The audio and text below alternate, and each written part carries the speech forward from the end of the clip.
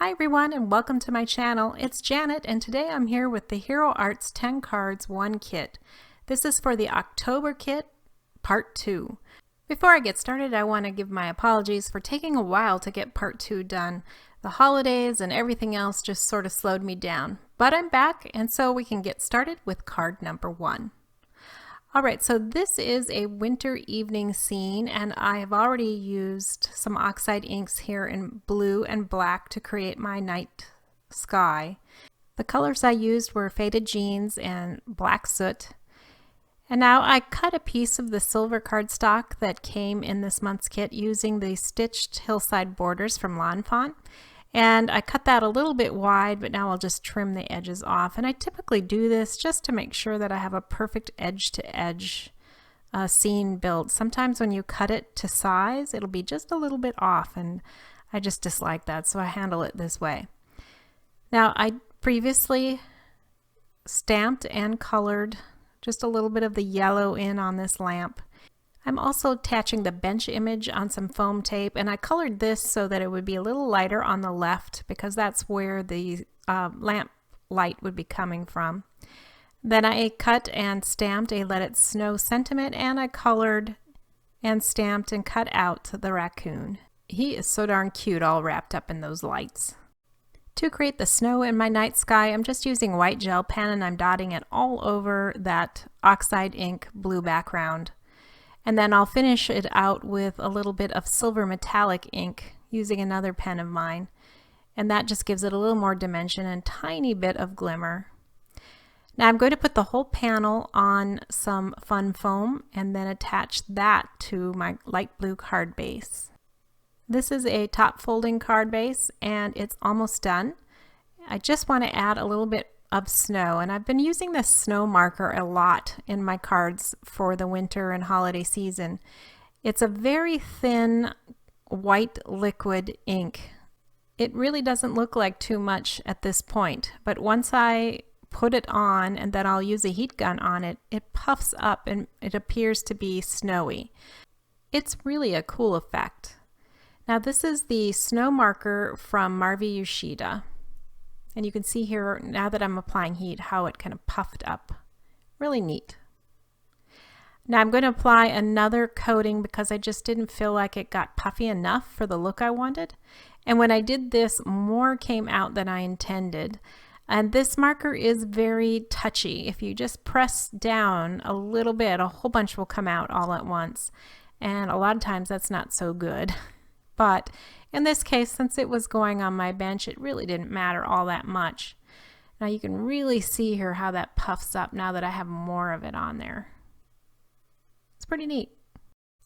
Here's a close-up of how the card turned out. Card number 2 is fairly simple. I have heat embossed bridal tinsel from Ranger onto my black card base using the included tree stamp. It's really a gorgeous stamp. I've cut a silver foil mat and the tree panel will go on top of it. After stamping, I'm going to apply fun foam to the back of the black panel, and then I'm going to put adhesive on the back of that and set it aside. The next thing I'm going to do is apply the silver foil on top of another piece of black mat. The matting between the silver and the black is only going to be 1/8 of an inch. Now the black panel that I made with the tree on it is going to go on top of this. And so it's time to put that on, and I'll center this so I have a pretty wide silver foil mat to kind of set off that silver tinsel embossing that I did on the tree. And then I'm going to put this on a white card base, and this is also going to have a very narrow border around it in white. The whole card when it's done is A2 sized. And so that will go just in the center so that the white will just peek around the edges. And I like that overall look with the black, silver, black, and then finally white. There are 2 snowflakes included in this month's kit. There's a bigger one and a smaller. This is the smaller one I'm going to stamp first, and I'm using Brilliant's Platinum Planet from Dewdrop here. And I'm going to do some of these just slightly off the edge. Now I will admit I probably should have done this before I glued it all down, but I just kind of decided to do this as I was going along. I didn't really plan this, but once I got the tree all done, I thought it needed a little bit more, so that's why I ended up applying these snowflakes. Now I did pretty well, except up on this corner I did get some of the ink on there. So I took some off with a damp cloth, and then I used a dry cloth and wiped it off further. And you could see in the next shot that it came out pretty good. So down at the bottom I'm going to stamp "Oh What Fun," and again I'm using the Brilliance ink, which is this kind of nice metallic silver ink. And that finishes off card number 2. All right, we're on to card 3, and this is going to be a lot of stamping and masking. So the first thing I'm doing here is I'm using my mask that I made in the first 5 cards for part 1, and I kind of place that on my card base, or card panel rather. This is an A2 sized card panel, and I use that to determine the placement of my animals here. I went ahead and made a mask to go over that stamping, and now I can stamp the tree next. Remember, when you're stamping images, whatever's at the furthest in the front has to be stamped first and then masked, so that all the images after that are behind them. Now after that was done, I applied the mask of the tree over everything else, and this allowed me then to go ahead and stamp the star. We've got a little star ornament at the top here, and of course I didn't want the star piece to look kind of covered up or weird by the tree stamping, so this is a way to avoid that. Once that's done, then I can go ahead and remove the tree mask, but I'm going to leave the animals in place because you can see here that I've started to stamp in some of the garland. And the garland will go over the top of that, of the image of the animals. So if I don't have the mask in place, the garland will go right across their faces and bodies, and that would look really strange. So this avoids that problem. And I really wanted to use this garland. I wasn't sure how it would really turn out on this tree until I really got going, and actually I kind of liked it. Later you'll see how I colored in the tree, and the garland sort of kind of disappears. So I think perhaps if I did this card again, I might consider stamping the garland in either different colors such as red, or I may consider using some heat embossing. Even white would be pretty cool if it were heat embossed, even after it's colored in. So anyway, I can remove my mask for the animals, and now you can see everything is as it should be in terms of how it looks. Now I did experiment too. I took some of these ornaments, there are 3 of them that I placed on the tree, and it looks okay until I start coloring it in. Once I color in everything, those ornaments sort of disappear, and that's okay. I ended up using the space where those ornaments are with some bling at the end, so it was an experiment that didn't really hurt anything. But at least now you can see what I did there, and you might figure out if you want to do something similar or something completely different based on this experience. I used some pretty dark greens using my Spectrum Noir markers. I used a pretty dark green and then sort of a medium dark green. And then I also filled in the tree trunk in the middle. Then I started on the animals. The dog went first with some browns. And of course I had to put a red collar on him. Then I'm going to go with a gray cat. Kind of a dark gray cat, and the mouse is going to be slightly lighter gray. I could have left him as white with just a little bit of gray highlights, but I just colored it in with a lighter gray. At the very end here I put in the red collar and then a pink nose for my dog. Then the last step is to put in some yellow and gold for the star.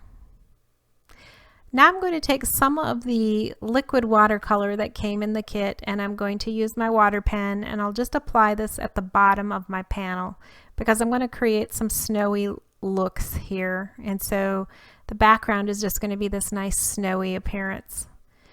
Now you might notice that I have a little bit of a black ink smear at the bottom of my panel. It's going to be covered up by some of the additional snow work I'm going to do, so not to worry about that. It's pretty hard to see this, but there is a nice shimmer and shine on the bottom of that card. Now I'm going to puddle some Nouveau drops in glitter. This is called White Blizzard, where the dog is standing. And then I'm going to swirl the rest of this all over the bottom. And it looks kind of messy and not so nice when it's wet, but once it dries, it looks pretty cool. Then I'm going to use again my snow pen, and I'm going to apply it all over my tree branches. And you can see that in certain places I do get more than I probably wanted. But again, when you press on this nib, what'll happen is a whole bunch of stuff will come out. And so it was all right. I think I overheated it a little bit. It got a little grayer than I wanted, and probably it's because I overheated it. So it does caution you to not do that. But, you know, it's an experiment. So now I'm putting my masks back on in terms of the mask for the tree and for the star, because I'm going to do some background work. I'm going to first put in some fossilized amber around the star, and then I'm going to apply the faded jeans all around the rest of the tree. I'm going to get it quite dark, as you'll see toward the end here. And then around the edges of the tree, rather than remain in white, I went ahead and used the fossilized amber and a small brush to fill around the edges. And I think that it kind of just gave it this golden aura, and I like the way it turned out. You could leave it white too. I think that would be fine as well. But you'll see here when I take it off that yellow just kind of goes all around the tree. I applied some more of the snow pen ink, and I made some big dollops here. If you've been in snow before, you might have had the fun of experiencing huge wet snowflakes, and this was the look that I was trying to evoke with these great big circles of snow. And one or two on the right got pretty weird looking. It almost looked like it had a sore in the middle, that one right there. I really wasn't happy with that look, so I experimented a little bit with it. I took my craft knife and kind of shaved off the excess that was in the middle. Then I applied some more of the ink and heat embossed it again, and that kind of helped improve it. I also did a few of the spots more than once because I overheated a few of them and they got kind of gray. So I just put some more on the top and redid it, and that seemed to fix the problem. So this set of cards was a great opportunity to use the snow marker and really see how it worked. And if you happen to have gotten the August kit, you would have received a lacquer pen and the snow embossing powder from Hero Arts, and you could use it the same way that I've used it here on these cards to create some of that snowy look. The finished panel went on a card base in red to give it a little pop, and then finally I added some yellow and blue gems. And this finishes card number 3.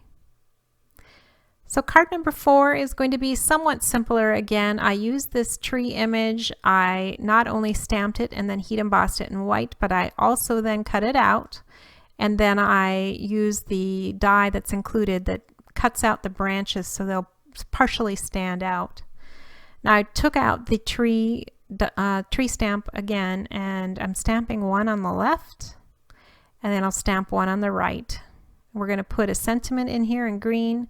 It's the same green as I used for the middle tree, and it says sending happy tidings. This is using the sentiments in the kit, and I white heat embossed that as well.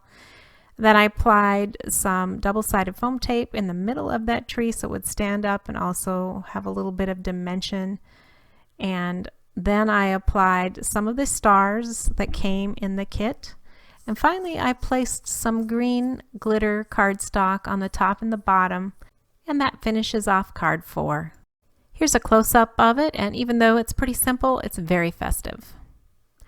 Well, we're on to card 5, or rather, I'm not going to do a card, but a tag instead. And I've got the back of this tag, to and from, and the little slider from the kit. And the tag itself, of course, is cut from the blue glitter cardstock that comes in the kit. I went ahead and colored and cut out the pond here in the blue. And then I also colored and cut out one of the skaters, the little lady skaters. And I made sure to place the foam tape behind her except for that leg that's sitting or standing on the pond.